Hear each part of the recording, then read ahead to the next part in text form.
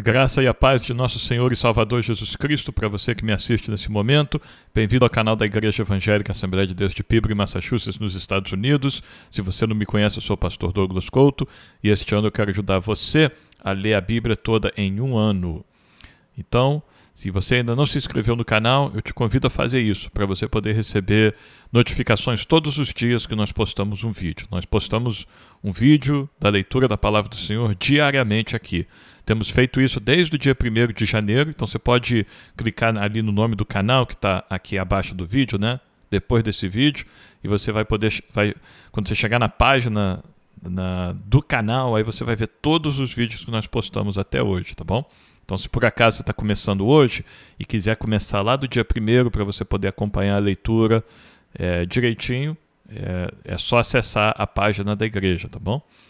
E a página do canal. E não esqueça também, né, de dar um like, deixar um comentário e compartilhar este vídeo nos seus grupos de WhatsApp, nas redes sociais, para que mais pessoas possam vir a ler a palavra do Senhor conosco. Conto com a sua ajuda para alcançarmos mais pessoas, tá bom? Nós estamos lendo sobre as leis que o Senhor deu ao povo de Israel através de Moisés. Nós temos mais alguns dias de leituras aqui em Números, Levíticos, Deuteronômio, às vezes em Êxodo ainda também. E aí depois nós vamos seguir em frente para o livro de Josué, a conquista da terra prometida. Mas hoje nós estamos ainda nas leis. Então hoje nós vamos ler sobre leis relacionadas ao casamento, divórcio e relações sexuais entre pessoas, entre marido e mulher, e também as proibições que Deus dá para as relações sexuais fora do casamento. Nós vamos ler sobre o adultério, a fornicação, a prostituição, o incesto, a violação de impureza, práticas homossexuais também, bestialidade. E nós vamos ver no final a separação dos sexos que Deus instituiu para o seu povo. Então, com isso, vamos à nossa leitura de hoje. Hoje é 2 de março. Vamos começar com o casamento, divórcio e relações sexuais. Casamento. As noções modernas de relações matrimoniais adequadas não refletem necessariamente o costume e as leis dos israelitas. Mais notável é a prática da poligamia implicitamente permitida na lei antiga. Nós falamos um pouco sobre isso ontem, né? Nos próximos séculos, após o estabelecimento de Israel, a maioria das sociedades, tanto religiosas quanto seculares, geralmente desaprovarão a prática. Nada é dito nas leis de Moisés sobre quaisquer pré-requisitos para o casamento ou sobre quaisquer formalidades exigidas. A relação matrimonial assume-se como sendo de natureza permanente e necessária para o estabelecimento de certos direitos e para a legitimidade das relações sexuais e para a legitimidade das descendências também. Apenas as seguintes leis especiais relativas ao casamento são dadas. Casar com uma mulher cativa. Deuteronômio 21, versículos 10 ao 14. Quando vocês saírem para fazer guerra aos seus inimigos e o Senhor, seu Deus, os entregar nas suas mãos e vocês fizerem prisioneiros de guerra, se algum de vocês vir entre eles uma mulher bonita, gostar dela e quiser tomá-la por esposa, deve levá-la para casa, onde ela rapará a cabeça, cortará as unhas e trocará a roupa que estava usando ao ser capturada. Vamos parar aqui por um momento. A situação aqui é um israelita, fez parte de uma campanha de guerra, né? Derrotou um outro país e Deus não mandou destruir todas as pessoas daquela nação. Porque em certas circunstâncias Deus falou, destrua todo mundo, homens, mulheres, crianças, animais, tudo. Em outras situações, não. Deus não mandou destruir todas as pessoas. Então, o israelita o povo de Israel leva um povo cativo e agora no meio daquele povo cativo, tem uma mulher que um israelita achou agradável, ele desejou ter ela como esposa. Não, aqui não tem nenhuma indicação aqui de algo que está sendo feito à força, sabe? Ou essa mulher está sendo violentada, algo dessa natureza. Não tem nenhuma indicação disso aqui na palavra do Senhor. Aqui de fato um israelita viu uma mulher que não é israelita e desejou ter ela como esposa. Aí vai ter um processo. Deus está dando um processo para esta mulher ter a oportunidade de abandonar a cultura antiga dela, né? Então, esse procedimento aqui que Deus dá onde ela tem que raspar a cabeça, cortar as unhas e trocar a roupa que estava usando ao ser capturada. Esse processo é um símbolo da mulher abandonando a cultura antiga dela, a cultura pagã, os costumes dela que envolvia adoração a falsos deuses e tudo isso. Então a mulher vai fazer isso. Depois a mulher vai ter um período de luto também, que nós vamos ler em seguida aqui. Vamos começar aqui. Ela permanecerá em casa e ficará de luto pelo pai e pela mãe durante 1 mês.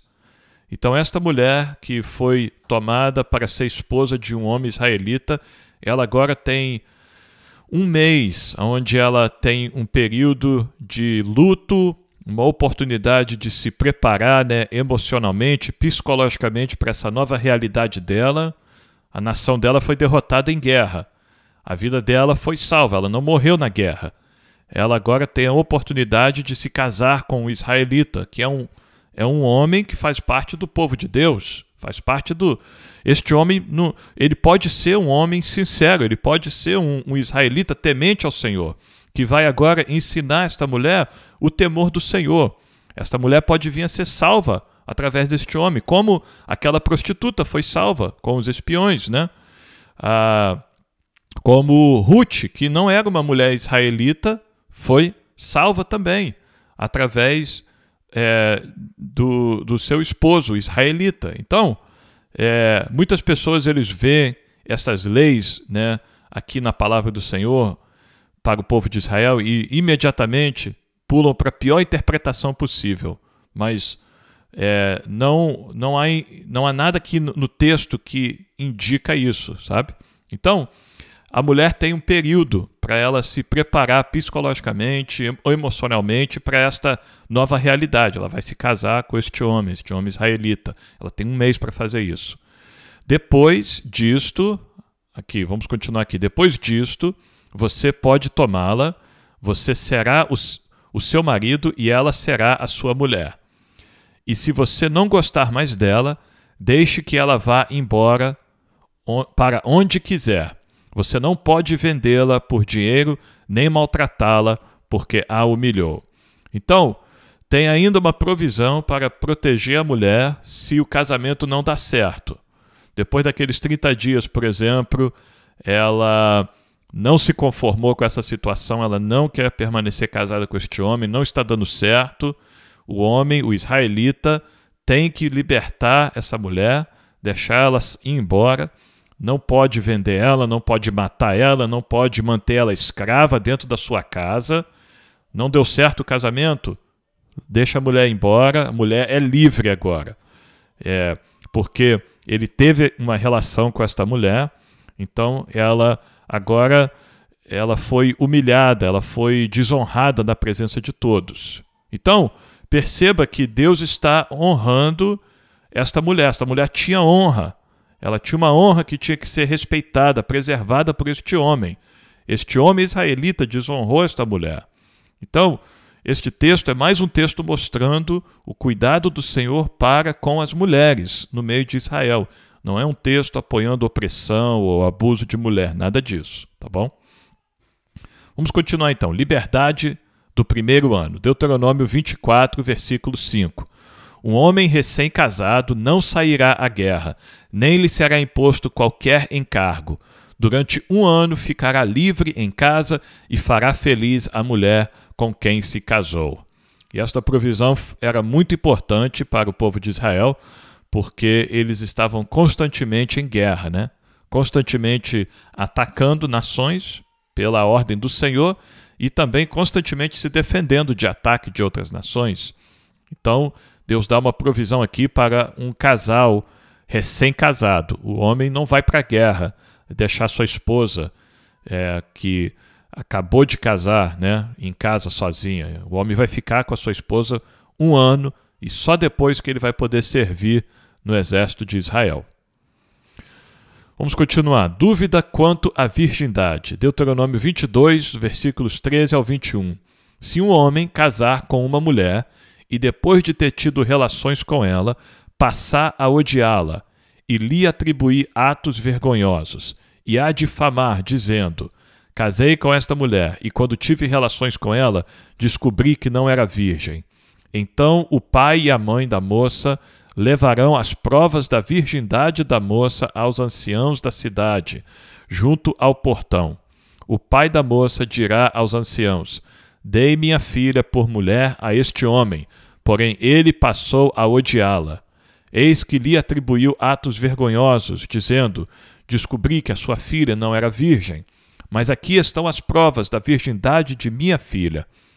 E estenderão a roupa dela diante dos anciãos da cidade, os quais pegarão o homem, o açoitarão e o condenarão a pagar 100 barras de prata ao pai da moça, porque difamou uma virgem de Israel. Ela ficará sendo mulher dele e ele não poderá mandá-la embora durante a sua vida. Então essa primeira situação aqui, bem fácil, eu acho que é bem fácil de entender, né? O homem casou com uma mulher, a mulher se dizia virgem. Aí depois de um tempo, ele fica insatisfeito com essa mulher, por qualquer motivo. E ele quer se divorciar dela, alegando que ela não era virgem quando eles se casaram, ela já tinha tido relação antes. Os pais dela têm as provas da virgindade dela. E em todas as pesquisas que eu fiz acerca desta prova, porque aqui a palavra do Senhor não diz qual é a prova, né? Mas a maioria dos estudiosos, teólogos, intérpretes da palavra do Senhor concordam que era algum pano da cama, do leito, da noite de núpcias. O costume era que depois da noite de núpcias, a noiva, né, que teve a sua primeira relação ali, ela daria aquele pano para os pais, o lençol, o pano, seja lá o que for. Aquele pano teria as evidências, né, de que ela era virgem quando teve aquele ato com o seu marido. Então os pais iam guardar aquele pano, guardariam aquele pano em casa, aquele tecido, e numa situação dessa, essa seria a prova que eles mostrariam. E claro, também teria uma investigação aqui para saber. E se a fama da moça não correspondesse com a fama de uma virgem, isso também seria levado em conta, né? E novamente, isso está tudo sendo trago aos sacerdotes, aos juízes, aos anciãos, que são os homens que Deus escolheu dentro de cada tribo para julgar as causas de Israel com justiça. Então, há também o temor do Senhor aqui, nesta situação aqui, no abordar desta situação, para saber qual é a verdade aqui. Há o temor do Senhor aqui também. Então essa foi a primeira situação. Aí a moça tem a prova que ela é virgem, não tem motivo nenhum para duvidar, ou que ela era virgem, né, quando ela se casou com este homem, não tem motivo nenhum para duvidar da virgindade da moça quando ela se casou. Então o homem, ele é punido e ele não pode se divorciar desta moça, desta mulher. Ele não pode mandá-la embora nunca mais. É assunto encerrado. A dignidade da mulher está protegida com esta provisão que Deus deu.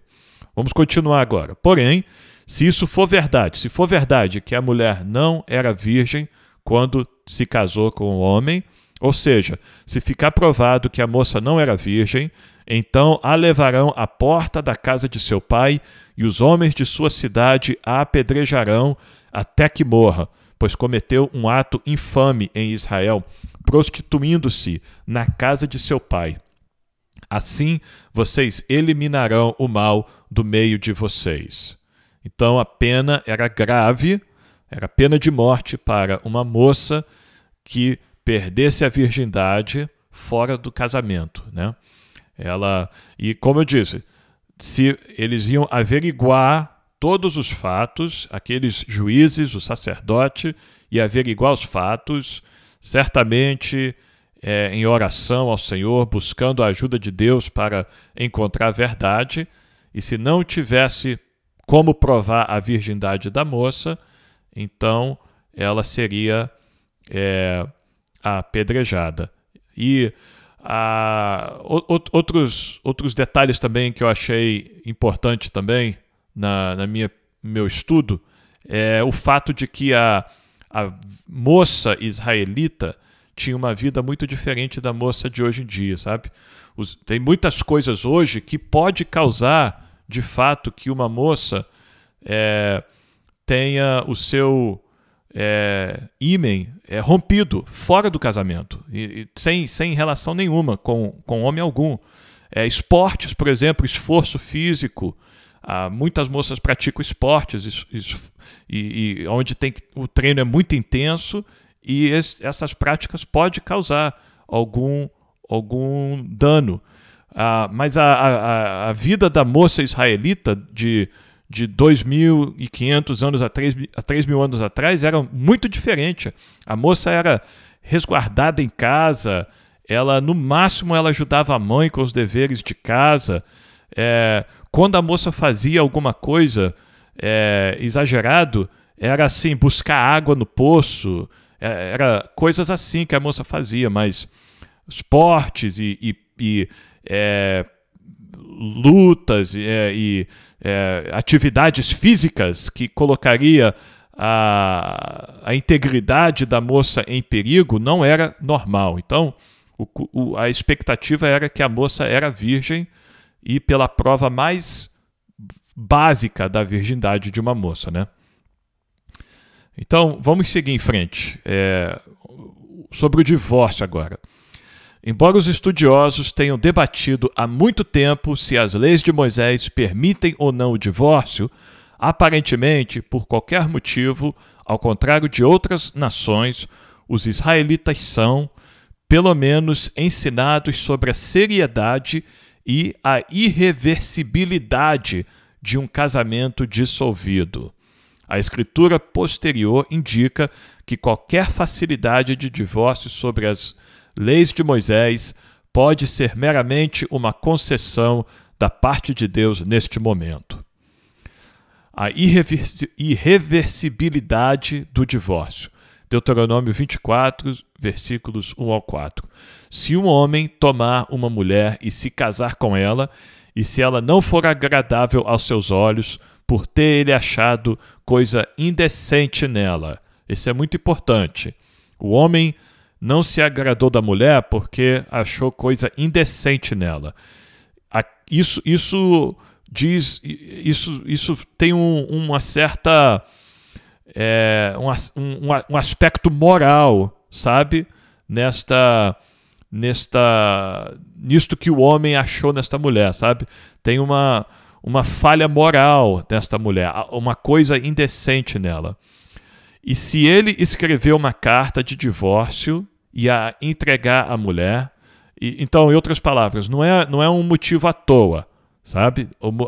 A provisão aqui que Deus está dando é se a mulher falhar nos seus deveres, nos seus limites como mulher, né?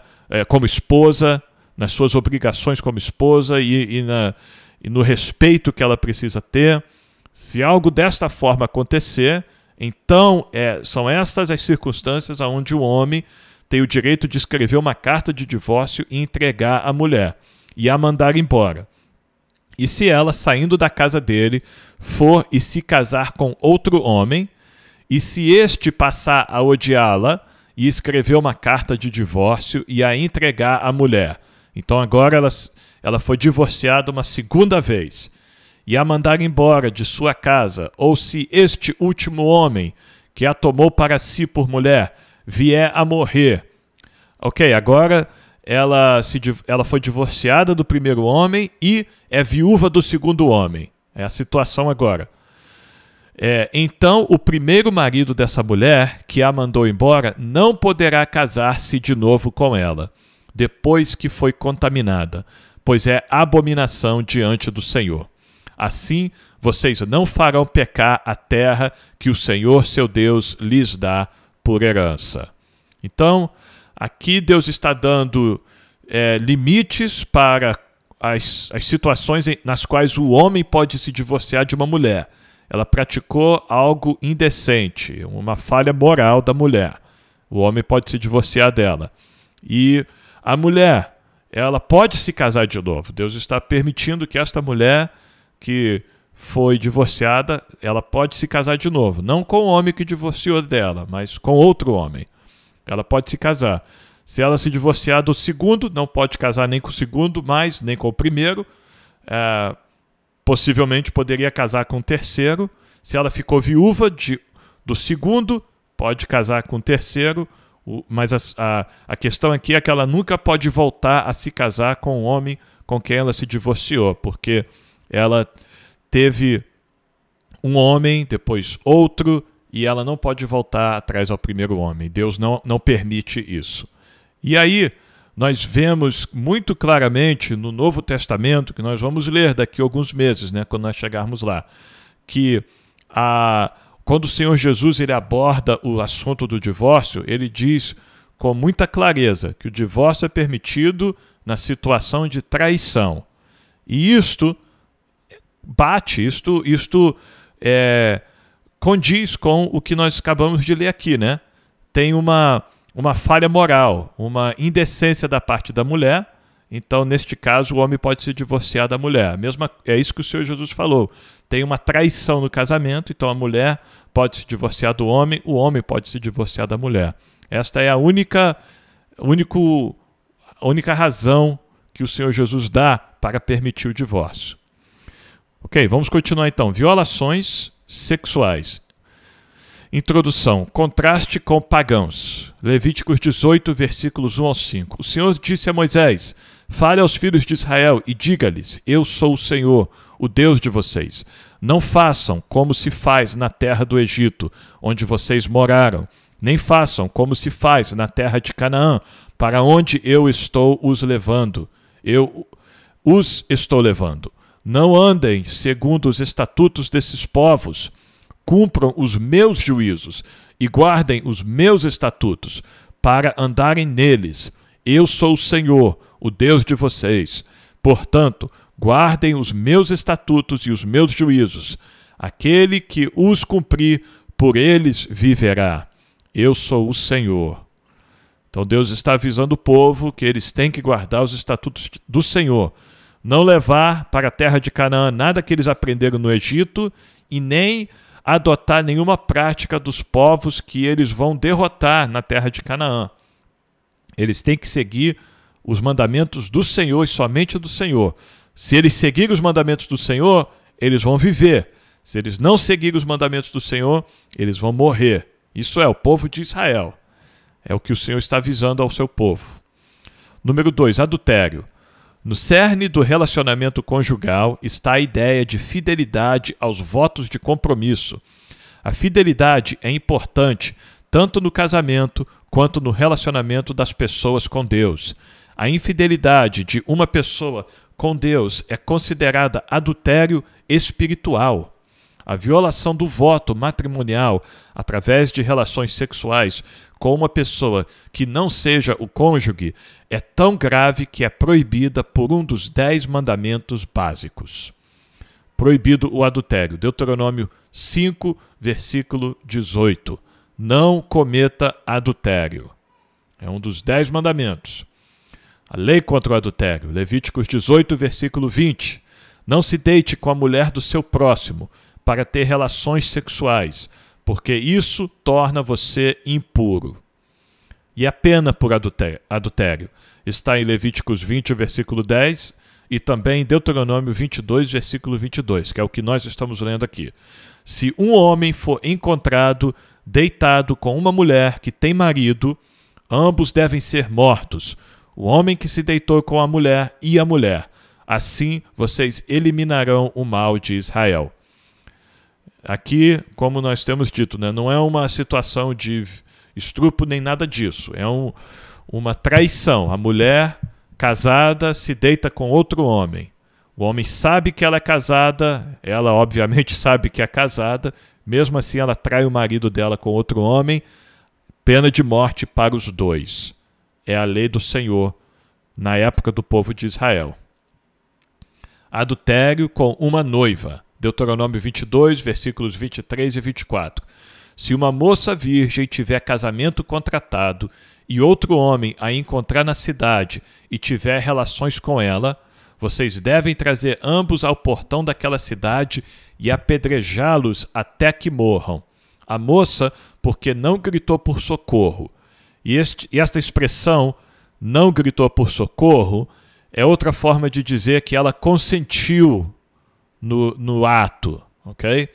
Ela não clamou por socorro, ela não fugiu, ela não fez nada para evitar isso. Isso aconteceu na cidade.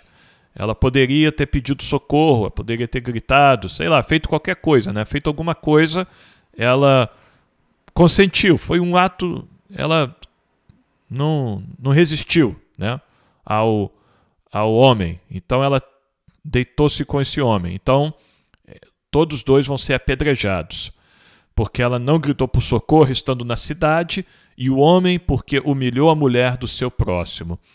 Assim vocês eliminarão o mal do meio de vocês. Quando a noiva é escrava. Então, a noiva é escrava. Ela é uma escrava de outra nação que se tornou escrava de um homem israelita. Levíticos 19, versículos 20 ao 22. Se um homem tiver relações com uma mulher, e esta foi escrava prometida a outro homem, mas que não foi resgatada nem posta em liberdade. Isto é, ela não tem direito de se casar ainda com outro homem. Ela tem que continuar escrava por o tempo ainda, para pagar a dívida dela, para cumprir o tempo de escravidão dela. Mas tem uma punição a si mesmo. Então deverá haver punição. Não serão mortos, pois ela ainda não havia sido libertada. O homem, como oferta pela sua culpa, trará um carneiro ao Senhor, à porta da tenda do encontro. Com o carneiro da oferta pela culpa, o sacerdote fará expiação diante do Senhor pelo pecado que o homem cometeu, e o pecado lhe será perdoado. Então, o homem que teve esta relação com esta escrava que estava prometida a outro homem, ele vai pagar ao dono da escrava por ter feito isso, e ele vai também levar um sacrifício ao tabernáculo para se consertar com Deus. Mas, neste caso, ninguém vai ser morto aqui. A prova de adultério. Números 5, versículos 11 ao 31. O Senhor disse a Moisés: fale aos filhos de Israel e diga-lhes: se a mulher de alguém se desviar e lhe for infiel, de maneira que algum homem tenha tido relações com ela, e for oculto aos olhos de seu marido, e ela o tiver ocultado, havendo-se ela contaminado, e contra ela não houver testemunha, e não for surpreendida em flagrante, e o espírito de ciúmes vier sobre o marido.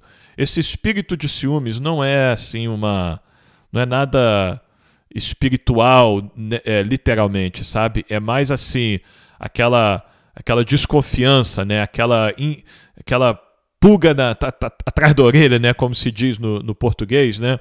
O homem, ele desconfia, ele, por algum motivo, alguma coisa está incomodando ele está desconfiado, ele está com ciúme, alguma coisa está acontecendo aqui. Aí, e ele tiver ciúmes de sua mulher, por ela se haver contaminado, ou se ele tiver ciúmes, mesmo que ela não tenha se contaminado, então esse homem levará a sua mulher ao sacerdote. Então tem uma suspeita aqui de traição.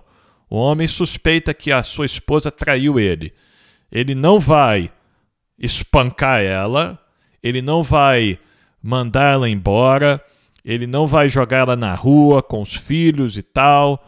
Não, ele vai levar ela ao sacerdote, ele vai com ela ao sacerdote, ao homem de Deus, e haverá aqui um ato espiritual que vai ser feito aqui para revelar a veracidade dos fatos, que nós vamos ler agora.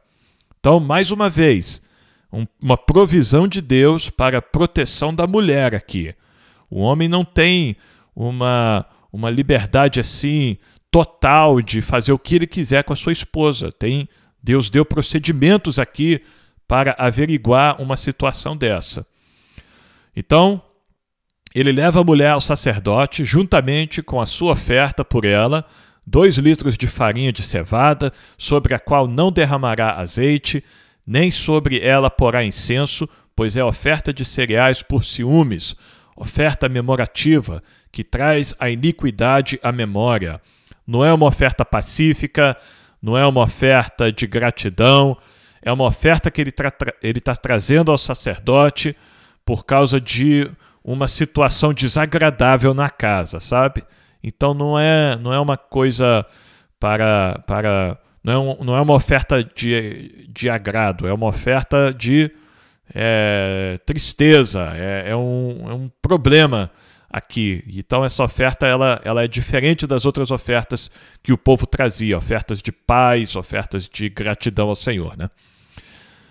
Então o que vai acontecer? O sacerdote levará a mulher para a frente e a colocará diante do Senhor, diante do véu da tenda do encontro. Do lado de lá do véu está a presença do Senhor. O sacerdote colocará um pouco de água santa num vaso de barro. Também pegará do pó que houver no chão do tabernáculo e o colocará na água. Este pó do tabernáculo tem uma qualidade santa também, né? A água é santa, a água que é usada no tabernáculo, na bacia, né, de lavar as mãos do sacerdote. E o chão do tabernáculo também é santo, por causa da presença de Deus ali. Ele vai colocar este pó dentro dessa água. Apresentará a mulher diante do Senhor e soltará a cabeleira dela. Se ela estiver com o cabelo preso, ele vai soltar o cabelo dela. E lhe porá nas mãos a oferta memorativa de cereais, que é a oferta de cereais por ciúmes. Este símbolo do ciúme do marido, a mulher vai segurar perante o Senhor. A água amarga, que traz consigo a maldição, estará na mão do sacerdote. O sacerdote fará com que a mulher jure, dizendo-lhe: se ninguém teve relações com você, e se você não se desviou para a impureza, estando sob o domínio de seu marido, você será livre destas águas amargas, que trazem maldição. Mas se você se desviou quando sob o domínio de seu marido, e se contaminou, e algum homem, que não é o seu marido, teve relações com você, então o sacerdote fará com que a mulher tome o juramento de maldição e lhe dirá: o Senhor ponha você por maldição e por praga no meio do seu povo, fazendo com que você fique estéril e inche o seu ventre, e que esta água amaldiçoante penetre nas suas entranhas, para fazer com que inche o seu ventre e você fique estéril. Este é o juramento que a mulher vai fazer. Ela está segurando a oferta dos ciúmes, né? A oferta memorativa de ciúmes que o marido dela preparou. Ela está perante o Senhor.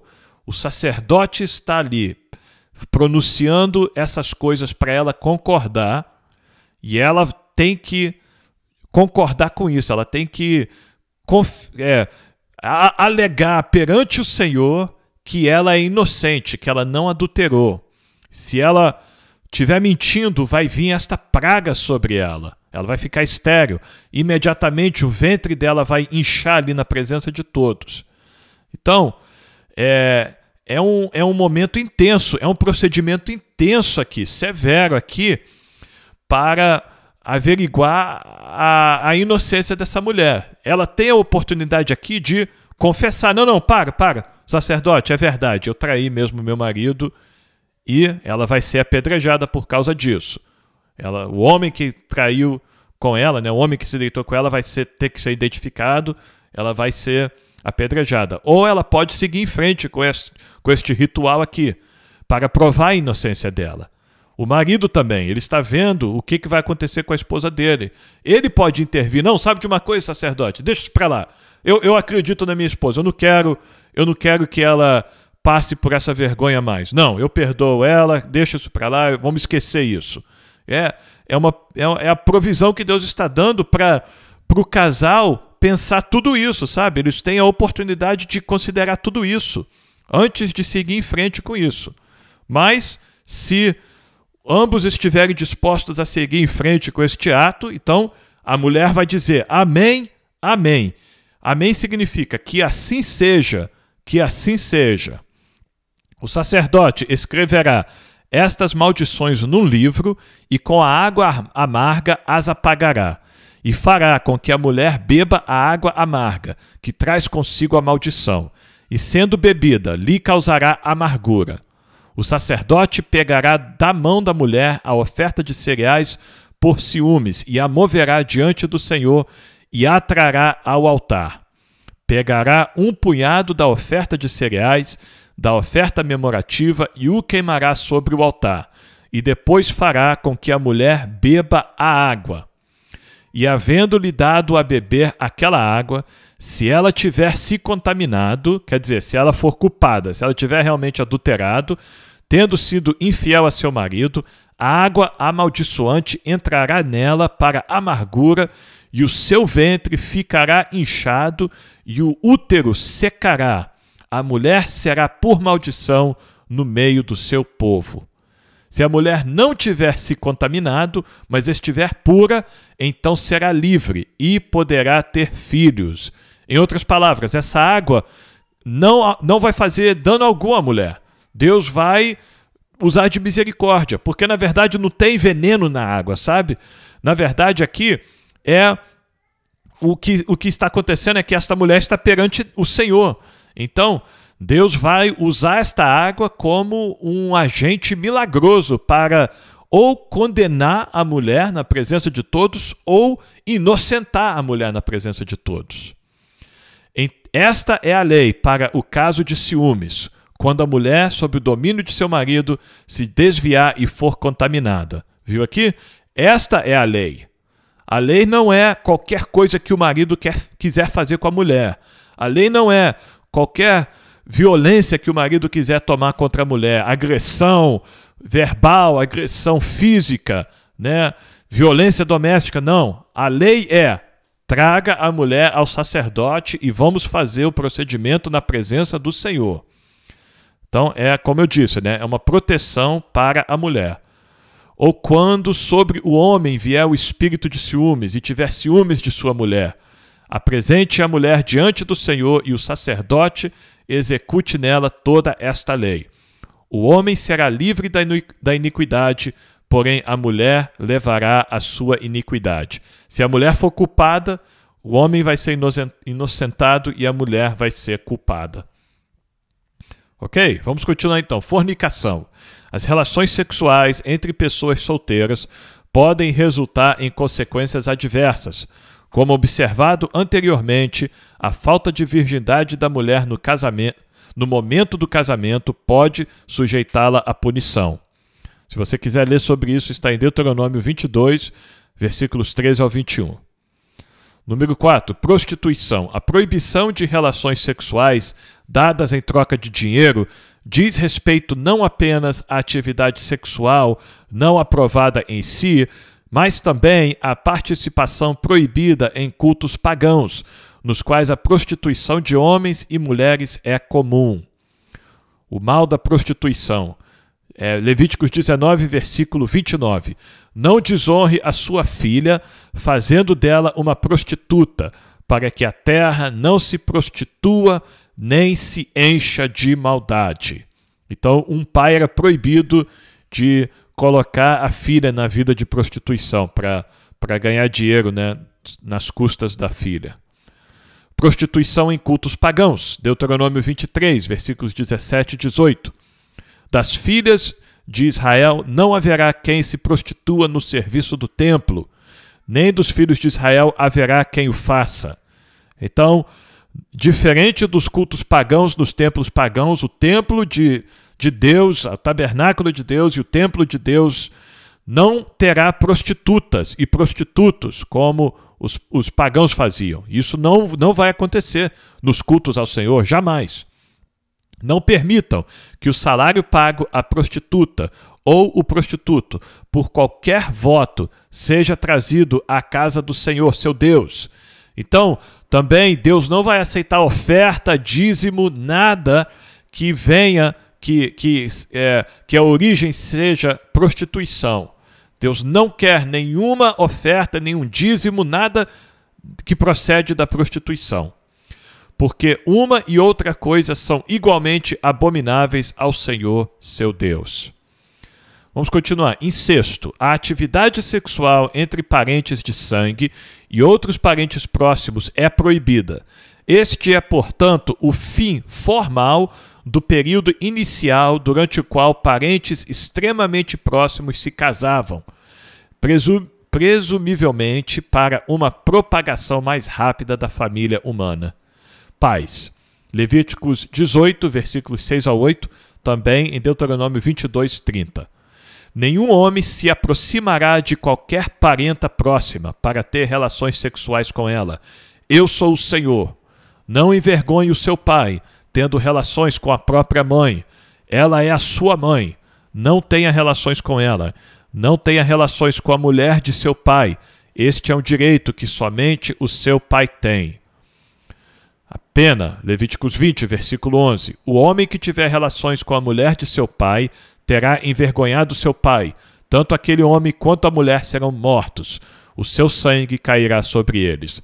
A mulher de seu pai seria, no caso, a madrasta, né?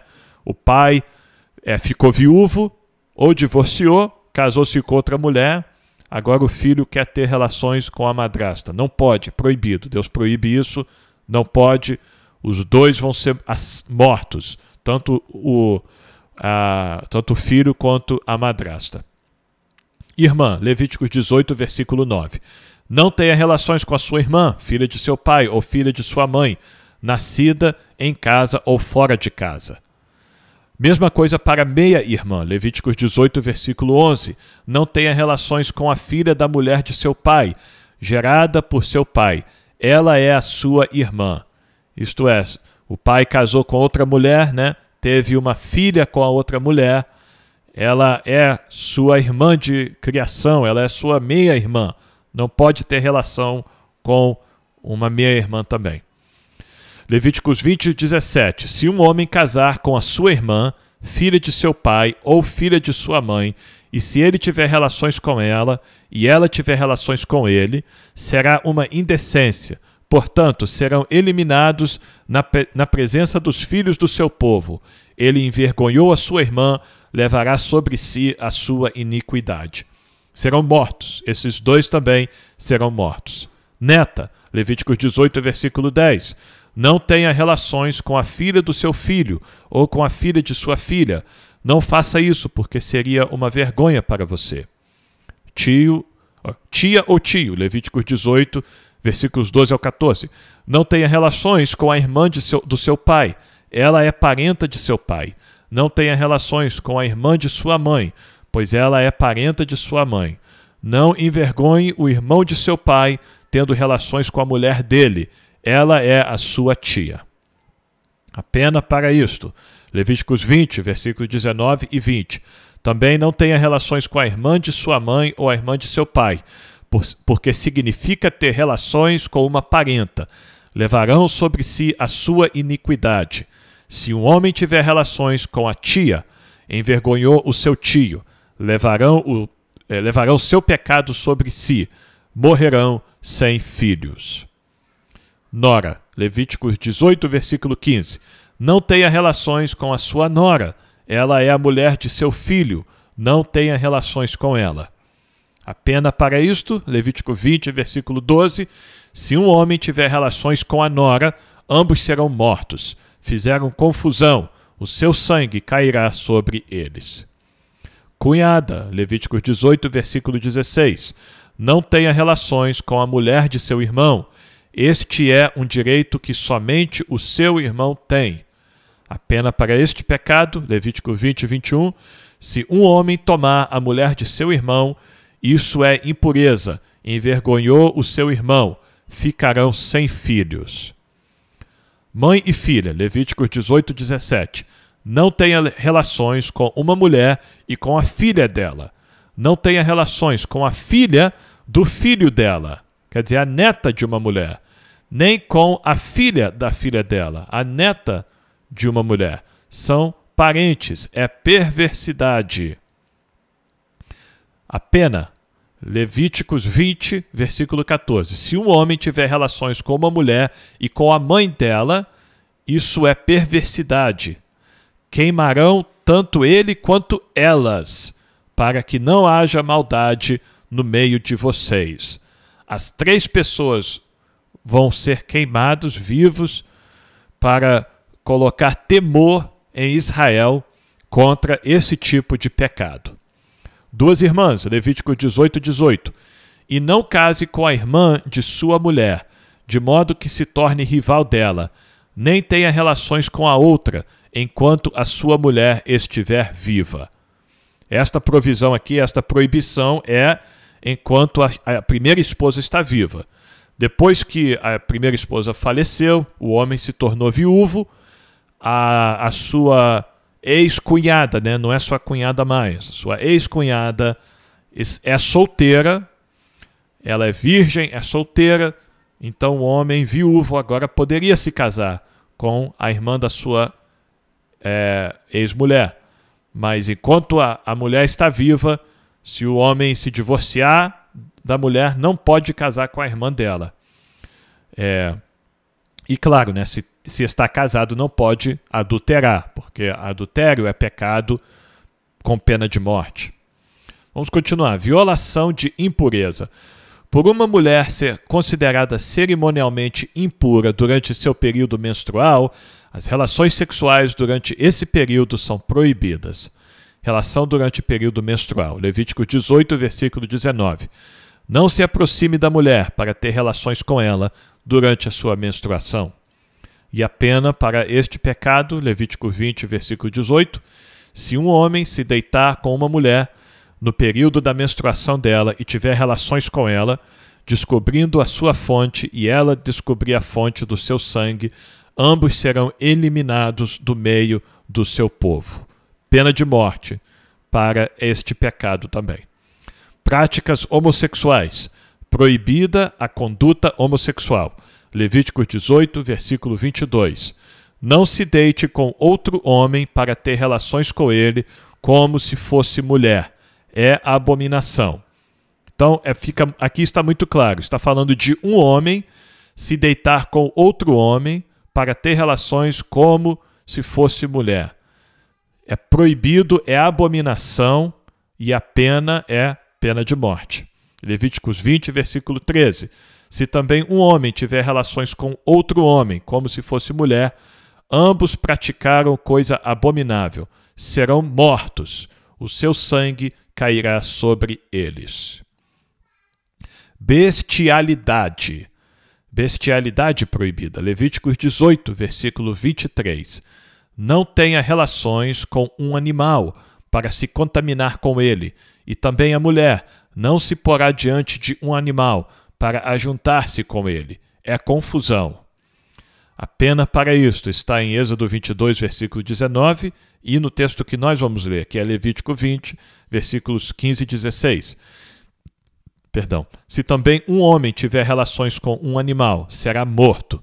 Também matem também o animal. Se uma mulher se aproximar de algum animal e tiver relações com ele, matem tanto a mulher como o animal. O seu sangue cairá sobre eles. E a conclusão, então, advertência sobre os pecados sexuais. Está em Levíticos 18, dos versículos 24 ao 30, também em Levíticos 20, versículos 22 e 23. Não se contaminem com nenhuma destas coisas, porque com todas estas coisas se contaminaram as nações que eu vou expulsar da presença de vocês. Viu aí? Deus está alertando o povo de Israel sobre coisas que as nações pagãs estão fazendo. As nações pagãs estão cometendo essas abominações. Então Deus está avisando eles, olha, eu estou proibindo vocês de fazer essas coisas, porque essas nações pagãs fazem isso, é a abominação para mim, e eu já estou avisando, vocês estão proibidos de fazer essas coisas. A terra se contaminou, Deus está dizendo, eu a castiguei por sua iniquidade, e ela vomitou os seus moradores. Essa expressão aqui, né, poética de que a terra vomitou os seus moradores. Não quer dizer que a terra abriu a boca e aconteceu algo sobrenatural, como naquela ocasião lá, quando a Corá foi e os homens, os dois homens com ele foram engolidos pela terra. Aquela foi, sim, literalmente aconteceu ali um terremoto e Deus matou aqueles homens daquela forma. Aqui é uma expressão, é uma metáfora, né? uma expressão simbólica aqui. A terra vomitou. Na verdade, isso vai ser o povo de Israel derrotando essas nações. Essas nações que têm contaminado a terra com as abominações que eles praticam, a terra vai vomitar eles, eles vão ser expulsos da terra quando Israel tomar a terra, quando Deus entregar a terra a Israel. Vocês, porém, guardarão os meus estatutos e os meus juízos, e não farão nenhuma dessas abominações, nem o natural da terra, nem o estrangeiro que peregrina entre vocês. Então, nem o israelita, natural da terra, nem os estrangeiros poderão fazer essas abominações na terra que Deus está dando ao povo de Israel. Porque os moradores desta terra que nela estavam antes de vocês fizeram todas essas abominações e a terra se contaminou. Que não aconteça que a terra vomite vocês também. Tá vendo? Por terem se contaminado, como vomitou o povo que nela estava antes de vocês. Todo aquele que fizer alguma dessas abominações, sim, aqueles que as cometerem serão eliminados do seu povo. Deus está avisando o povo, se vocês forem pelos caminhos dessas nações pagãs, que eu estou entregando nas mãos de vocês para derrotar completamente, apagar a memória deles da face da terra, se vocês forem pelo caminho deles, vocês vão ter o mesmo fim que eles tiveram. Vocês também serão vomitados da terra, vocês também serão derrotados, expulsos da terra, serão levados cativos, mortos ao fio da espada. Então, tenham o cuidado de temer o meu nome, é o que o Senhor está dizendo ao povo de Israel, e fazer conforme o que eu estou mandando. Portanto, vocês devem guardar a obrigação que têm para comigo, não praticando nenhum dos costumes abomináveis que foram praticados antes de vocês, e não se contaminem com eles. Eu sou o Senhor, o Deus de vocês. E para concluir, sejam um povo separado. Levítico 20, versículo 24. Mas a vocês eu já disse que herdarão a terra a terra deles. Eu a darei a vocês em herança, terra que mana leite e mel. Eu sou o Senhor, o Deus de vocês, que os separei dos outros povos. O povo de Israel é um povo separado. Eles não podem ser igual aos outros povos. E, por fim, separação dos sexos, roupa do sexo oposto. Deuteronômio 22, versículo 5. A mulher não deve usar roupa de homem e o homem não deve vestir roupa de mulher, pois quem faz isso é abominável ao Senhor, seu Deus. Esta última proibição aqui é contra as práticas que as nações pagãs tinham, né, de homossexualidade, de travestismo e todas essas abominações que Deus repudiava, que Deus não suportava e não suporta até hoje. Deus está proibindo o seu povo de fazer isso, de seguir esses costumes das outras nações.